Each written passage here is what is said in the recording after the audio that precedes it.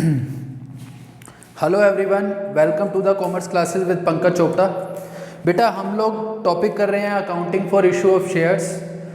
उसी में से ही एक टॉपिक है issue of shares for consideration other than cash. ये टॉपिक हम लास्ट क्लास में डिस्कस कर चुके हैं, लेकिन लास्ट क्लास में जो हमारा डिस्कशन हुआ था वो सिंगल एसेट के ऊपर था। मतलब हम क्या कर रहे थे, सिर्फ एक एसेट परचेज कर रहे थे उससे।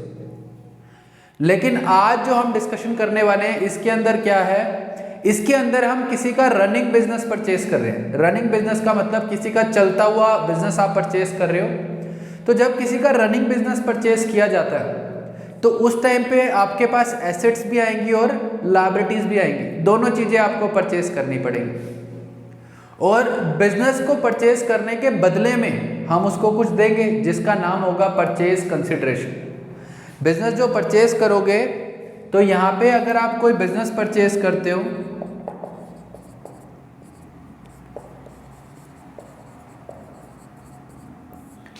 तो यहां पे आपके पास क्या होंगी, एसेट्स एंड लायबिलिटीज। बिजनेस के अंदर तो यही होगी, एसेट और लायबिलिटीज। ये हम लोग उससे परचेज करेंगे और इसके बदले में हम उसको क्या देंगे, परचेज कंसिडरेशन। परचेज कंसिडरेशन क्या देंगे, परचेज कंसिडरेशन। अब यहां पे प्रॉब्लम क्या होती है, कई बार जो परचेज कंसिडरेशन होता है वो हम ज़्यादा दे देते हैं और कई बार कम देते हैं। मतलब क्या सर इसका, बेटा मतलब ये है कि जो नेट एसेट्स हैं आपकी, नेट एसेट्स क्या होंगी, नेट एसेट्स का मतलब हो गया assets minus liability. Assets minus liability. तो इसमें आपको क्या चेक करना है कि नेट एसेट्स अगर मोर देन परचेज कंसिडरेशन है, मोर देन परचेज कंसिडरेशन है, मतलब कि जो आपने बिजनेस परचेज किया है उसकी नेट वर्थ यानी कि नेट एसेट्स तो ज़्यादा हैं, सामान ज़्यादा मिला लेकिन पैसे कम देने पड़े। तो इस केस के अंदर आपको एक कैपिटल प्रॉफिट होगा। क्या होगा, आपको एक कैपिटल प्रॉफिट, जो कि आपको क्या करना है, ट्रांसफर करना है। ट्रांसफर कहाँ कर दोगे इसको, कैपिटल रिजर्व के अंदर। कहाँ ट्रांसफर कर दोगे इसको, कैपिटल रिजर्व के अंदर। अगर net asset is more than purchase consideration, जैसे कि मान लो एक बिजनेस परचेज किया, वहां पे एसेट्स तो हैं 10 लाख की। एसेट कितने की हैं, 10 लाख की। लायबिलिटीज हैं 3 लाख की। तो इसकी नेट वर्थ कितनी हो गई, 7 लाख। नेट वर्थ कितनी हो गई, 7 लाख, या नेट एसेट कितनी हो गई, 7 लाख। लेकिन मैंने उसको इसके बदले में दिए सिर्फ कितने रुपए हैं, 6 लाख रुपए दिए। कितने पैसे दिए सिर्फ उसको, 6 लाख। तो यहाँ पे मेरा जो डिफरेंस है यानी कि 1 लाख का, ये मेरा कैपिटल प्रॉफिट है। ये मेरे को कहाँ ट्रांसफर करना होगा, कैपिटल रिजर्व के अंदर। क्लियर। दूसरा कंडीशन क्या होगी कि नेट एसेट्स जो होंगी वो मोर देन परचेज कंसिडरेशन और लेस देन परचेज कंसिडरेशन होंगी। लेस देन परचेज कंसिडरेशन मतलब कि एसेट्स तो कम निकल रही हैं लेकिन उसको हम पैसा ज्यादा पे कर रहे हैं, पैसा ज्यादा पे कर रहे हैं। तो इस केस के अंदर जो डिफरेंस होगा, इस केस के अंदर जो डिफरेंस होगा उसको हम ट्रीट करेंगे, ट्रीटेड एज गुडविल। उसको हम क्या ट्रीट करेंगे, गुडविल ट्रीट करेंगे। कि अगर आप किसी को सामान से ज्यादा पैसे दे रहे हो, मतलब उसके बिजनेस के अंदर एसेट्स तो है 7 लाख की, नेट वर्थ उसकी कितनी है, 7 लाख, लेकिन आप उसको पे कितना कर रहे हो, 9 लाख रुपए पे कर रहे हो, 9 लाख पे कर रहे हो। तो ये जो 2 लाख इसका डिफरेंस आया वो आपकी क्या है, गुडविल है। वो आपकी क्या है, गुडविल है। अब मैं आपको इसकी एंट्रीज बता देता हूं। एंट्रीज आपने कैसे करनी है, एंट्रीज आप कैसे करोगे, इसके लिए हम लोग एक क्वेश्चन कर लेते हैं, समझ आ जाएगा आपको। तो इसके अंदर सबसे पहली एंट्री जो होगी, जर्नल एंट्री जो अगर हम करें तो इसके अंदर सबसे पहली एंट्री जो होगी वो परचेज के लिए होगी। जो आपने परचेज किया है, जितनी भी एसेट आपने परचेज की हैं तो उतनी एसेट आपकी बढ़ेंगी, इसलिए आप एसेट्स को डेबिट कर देंगे। जितनी आपने लायबिलिटीज परचेज की है उतनी आपकी लायबिलिटीज भी इंक्रीज हो जाएंगी, इसलिए आप लायबिलिटी को क्या कर देंगे, क्रेडिट कर देंगे। ठीक है, तो अब यहाँ पे मेरे पास इलस्ट्रेशन नंबर है 10, इलस्ट्रेशन नंबर मेरे पास 10 है, आप चेक कर लेना। साथ साथ मैं रीड कर रहा हूँ। X limited purchase the running business from Y limited. X limited ने वाई लिमिटेड का रनिंग बिजनेस परचेज कर लिया for a sum of ₹30 lakh. यहाँ पे परचेज कंसिडरेशन कितना है, 30 लाख रुपीस का परचेज कंसिडरेशन है। और यहाँ पे नेट एसेट अगर हम देखें तो नेट एसेट कितने की हैं वो चेक कर लेते हैं पहले हम। उन्होंने बिल्डिंग ली है, उन्होंने ली है बिल्डिंग, बिल्डिंग की वैल्यू है 12 लाख, बिल्डिंग की वैल्यू है 12 लाख। प्लांट एंड मशीनरी ली है, प्लांट एंड मशीनरी की वैल्यू है बेटा 8 लाख। उन्होंने स्टॉक लिया है, स्टॉक की वैल्यू है 5 लाख। उसके बाद उन्होंने डेटर्स लिए हैं, डेटर्स की वैल्यू है 4,30,000। कैश है उनके पास, कैश भी उन्होंने परचेज कर लिया, कैश पड़ा हुआ था 90,000। और क्रेडिटर्स उनके हैं, क्रेडिटर्स हैं उनके 2 लाख के। क्रेडिटर कितने के हैं, 2 लाख के। ये रनिंग बिजनेस परचेज किया, बिजनेस के अंदर ये चीजें निकली।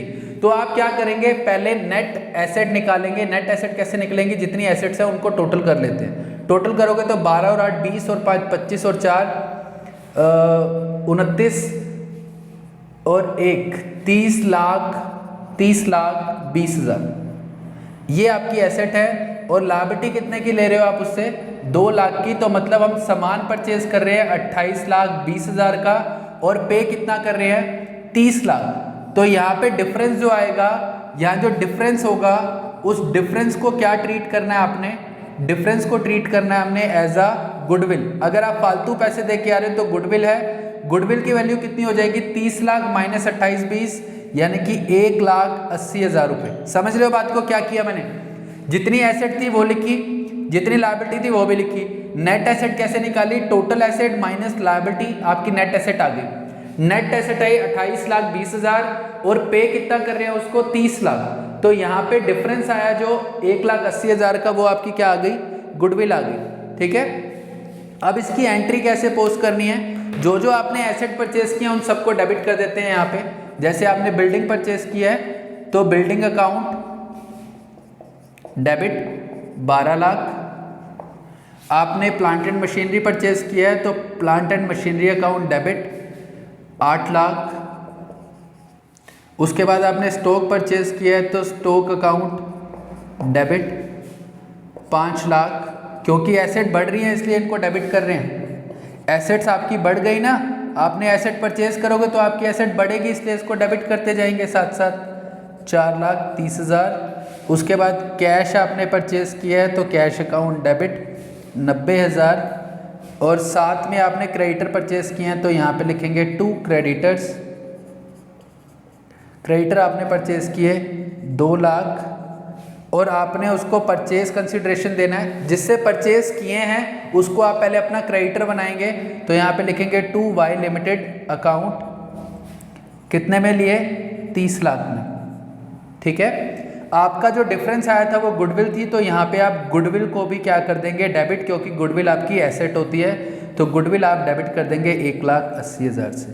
ये आपको फर्स्ट एंट्री पोस्ट करनी है, सबसे पहली एंट्री आपको यही पोस्ट करनी है परचेज के लिए। अभी आपने परचेज कर लिया, अब इसको पेमेंट करेंगे। पेमेंट करने के लिए 2 ऑप्शन है, पेमेंट करने के लिए 2 ऑप्शन है, या तो कैश पे करो या फिर शेयर दे दो, या कैश पे करो या शेयर दे दो। अब इसको पढ़ता हूं मैं आपके लिए, क्या बोलता है वो। X limited purchase the running business from Y limited for a sum of ₹30 lakh payable 40% by a check and the balance by the issue of fully paid equity share of 100 each at a premium of 20%। वो क्या कहता है, 30 लाख का जो amount है, ये जो 30 लाख रुपए हमने इसको देने हैं, इसके 2 पार्ट करूंगा। 40% दूंगा बैंक से बाकी 60% के मैं क्या दूंगा, इसको शेयर्स दूंगा। तो 30 लाख का 40% अगर आप निकालेंगे 30 लाख इंटू में 40/100 दैट इज 12 लाख। तो 12 लाख तो बैंक से पे करने हैं, बाकी रह गए 18 लाख। इसके लिए आपको शेयर्स देने हैं। शेयर कैसे देने हैं? शेयर आपने ऐसे देने हैं कि शेयर वैल्यू तो 100 रुपये है, इसके अंदर हम 20% प्रीमियम ऐड करके उसको एक शेयर कितने का देंगे, 120 का। तो नंबर ऑफ शेयर निकालेंगे हम इसको डिवाइड करते हैं 20 से, तो ये कट हो जाएगा। तो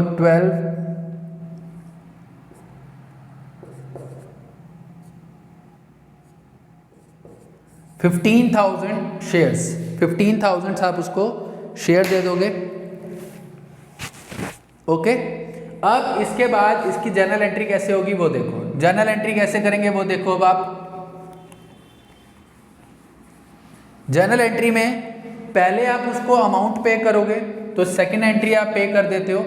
वाई लिमिटेड पेमेंट करेंगे तो क्रेडिटर कम होंगे, तो Y limited account debit to bank account. Bank account कितनी पेमेंट कर रहे हैं उसको, 12 लाख। तो यहाँ पे लिख दिया आपने 12 लाख, क्योंकि उसने बोला है 40% कैश दे दो। बाकी जो बच गया अमाउंट उसके लिए आप उसको शेयर देंगे। तो शेयर देंगे तो वाई लिमिटेड को आपको क्या करना है, डेबिट, क्योंकि लायबिलिटी कम होगी। कितने और हैं यहाँ पे, 18 लाख। बेटा क्रेडिट हुआ वो 30 से, तो यहाँ डेबिट हो गया 12 से, बाकी रह गए 18, तो यहाँ लिख देना। आप उसको शेयर दे रहे हो तो यहाँ पे लिखेंगे टू शेयर कैपिटल अकाउंट, क्योंकि आपकी लायबिलिटी इंक्रीज हो गई। साथ ही साथ आपने उसको प्रीमियम पे इशू किया, तो प्रीमियम के लिए आपको पता है एक सेपरेट अकाउंट खोलना पड़ता है, क्योंकि आपके लिए एक प्रॉफिट है, इसलिए आप इसको भी क्रेडिट कर देंगे। ठीक है, तो नंबर ऑफ शेयर आपके कितने आए, 15,000। फेस वैल्यू तो आपको ट्रांसफर करनी है शेयर कैपिटल में, तो फेस वैल्यू शेयर की कितनी थी, 100 रुपीज़। तो 15,000 इंटू में 100। और जो प्रीमियम का अमाउंट है, नंबर ऑफ शेयर दोनों जगह सेम लिखोगे, 15,000। प्रीमियम कितने का था, 20 रुपीज़ का, वो यहाँ लिख देंगे। तो आपकी एंट्री पोस्ट हो जाएगी 15 लाख, और ये आपके हो जाएंगे यहाँ पे 3 लाख। डन। इस तरीके से आप क्वेश्चन करेंगे 10, 11, 12। 3 क्वेश्चन हैं, 3 क्वेश्चन आप फटाफट करेंगे। उसके बाद नेक्स्ट क्लास के अंदर हम आगे टॉपिक डिस्कस करेंगे। बेटा ट्राई किया करो कि साथ साथ इलस्ट्रेशन भी कर लिया करो और क्वेश्चन भी, और अगर कोई प्रॉब्लम होती है तो बता दिया करो। बाई चांस अगर क्वेश्चन का हेर फेर है, कोई एक आधा क्वेश्चन आगे पीछे है, तो कोई इशू नहीं है। आप जो आपकी बुक के अंदर क्वेश्चंस अवेलेबल हैं, मेन हमारा काम है कॉन्सेप्ट को समझना। अगर आपको कॉन्सेप्ट क्लियर है तो क्वेश्चंस चाहे कोई भी हो, आप क्वेश्चन सोल्व कर सकते हैं। टॉपिक यही होना चाहिए जो आपको करवाया जा रहा है। टॉपिक पहले देखा करो, टॉपिक के अंदर जितने भी क्वेश्चंस हैं वो आप इजीली कर सकते हो। क्लियर? ठीक है बेटा, थैंक यू।